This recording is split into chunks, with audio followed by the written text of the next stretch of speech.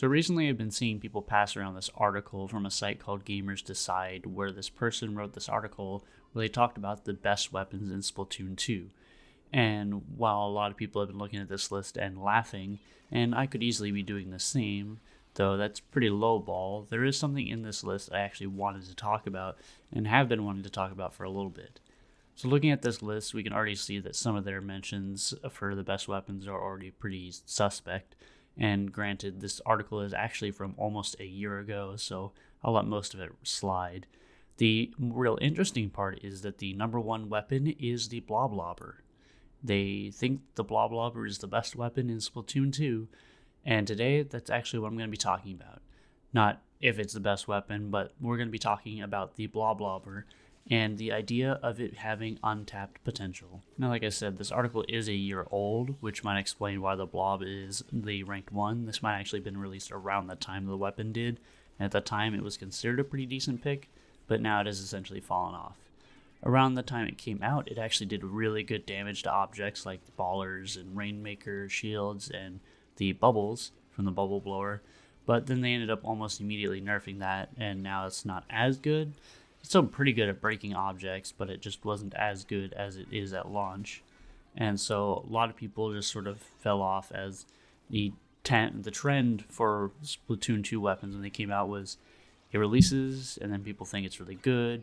Some people may argue that it's broken and then it gets nerfed or something, or people just give up after a week when they realize that their thoughts were nowhere near correct. And it's happened with almost every single weapon that's released. And the Bloblobber was no different. Around the time it released, people thought it was pretty good. It was a very quick kill. It could ricochet off walls. It was good at breaking objects, so it was a good way to play Rainmaker. You could break the Rainmaker shield real quick. It could shred umbrellas pretty quickly. It was actually a pretty decent pick. But nowadays, you'll essentially never see it in high-level play, and if you do see it, it's probably someone just playing around in something like Turf War and not really seriously using it.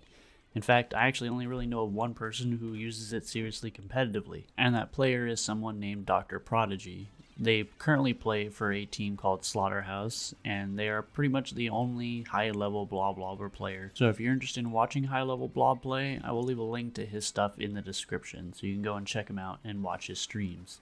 But essentially, the weapon has completely fallen off. But that doesn't mean it doesn't have any form of potential.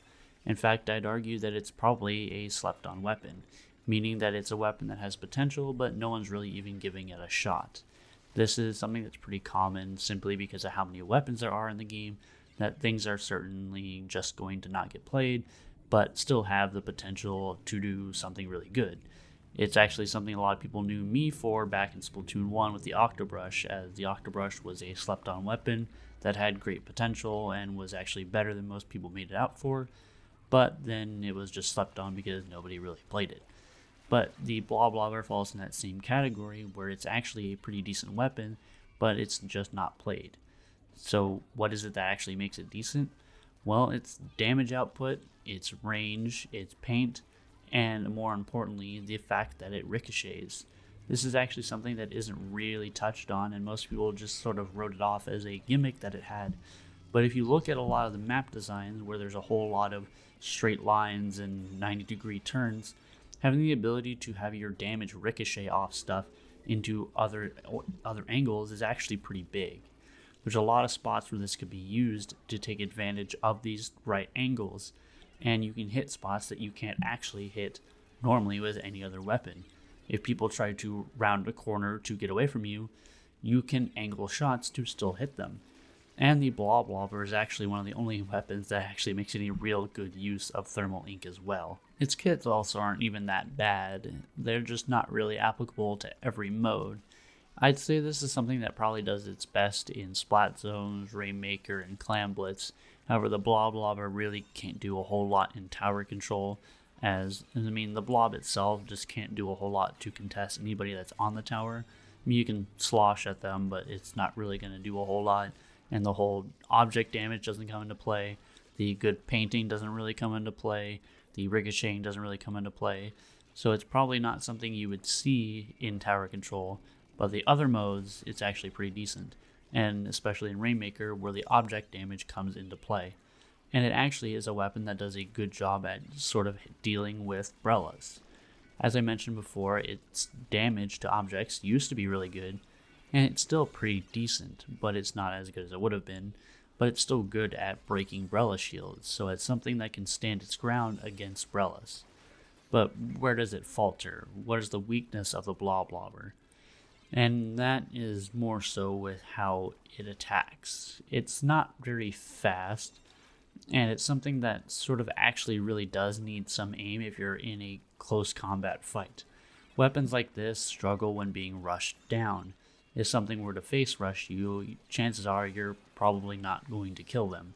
It's the same sort of deal with the Explosher. When the Explosher was released, everyone was talking about how good this thing was because it was a long-range weapon that could do a lot of damage. But nobody really talked about how the Explosher just crumbled against anything that rushed it down. If you get in the face of an Explosher, it can't really do anything. It's the same sort of deal with blasters. When you get in a situation like that, a blaster or an Explosher are essentially forced to have to direct you. They have to hit you right in front of them, otherwise they're going to lose. The blaster is going to overshoot, the Explosher is going to overshoot, they have to hit you, and that makes a huge difference in the play. And that was something you could do to get around them, is to just run at them. Force them to make a different play and force them to have to actually hit you, rather than playing for indirects or just hoping that they hit you from a distance. The Bloblobber is essentially the same, though it doesn't have a blast like either of those.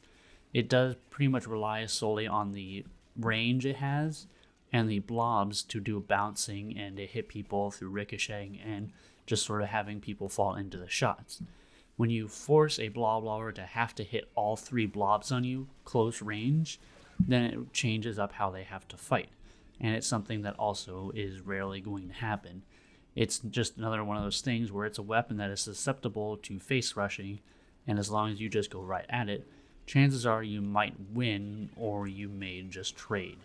That's one of its biggest downfalls, is that it's mostly a ranged fighter as opposed to a close range fighter. So now that we talked about its upsides and downsides, let's talk about the aspect that I feel hasn't been really touched on, and that is the fact that it can ricochet. And I've mentioned it several times already, but the pure fact that it can ricochet the blobs off objects plays a huge part into how the weapon should be played, in my opinion.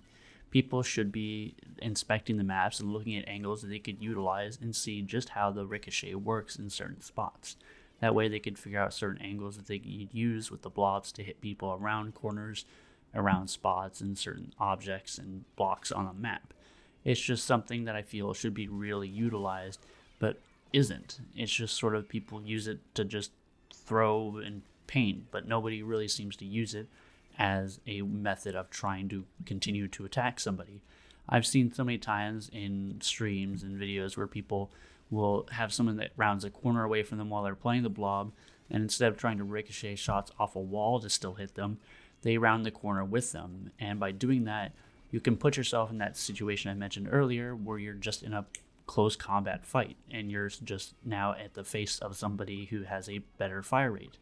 You should be playing for the advantage that you have with that ricochet. And if you use thermal ink like I mentioned, then chances are you're going to know the position of the person you're trying to chase down, making it easier for you to even line up those blobs. It's something that is just not really utilized, and I feel like that is something that needs to really be tapped into to truly figure out just how this weapon should be played and how it could be a much higher pick than it currently is. It's good in almost every mode except tower control. It has good kits, it's got good painting, it can fight, it can do damage against Brellas. It pretty much stops Brellas in their tracks because of how much object damage it does. But it just needs to have that time put into figuring out just how advantaged it could be on certain maps. Just trying to find these angles and these spots and these set areas where they could really utilize the weapon's potential, but I just don't see anybody actually putting that time in. Now granted, I've mentioned in several videos before, but a lot of weapons like this that require a lot of effort put into figuring things out and mapping things out and sort of working out strategies tend to not be the best because they require more effort put into them as opposed to things that are easily placed into comps that just sort of work. There's also the fact that you have to build around the things the blah blobber can't do. Like, it doesn't really, like, it with it not being able to handle fights close range, you'll need something that can. You'll need something that can probably provide armor. There's comps that you have to build around this, and it's the same with any weapon. Any weapon in a team comp, you need to build around that with other weapons or things that can complement it or make up for what it can't do. That's just sort of how the game works. But with the blah blobber, it's just something. It's a weapon in general, I feel, that could have much higher potential than it's given credit for. But there's currently only one person that I know of that's actively trying to show off that potential. But it's something I feel could be much higher than it is. There's just time that has to be put into figuring it out. But I definitely would like to see this weapon be played more, because I don't think it's a joke. I don't think it's a bad weapon.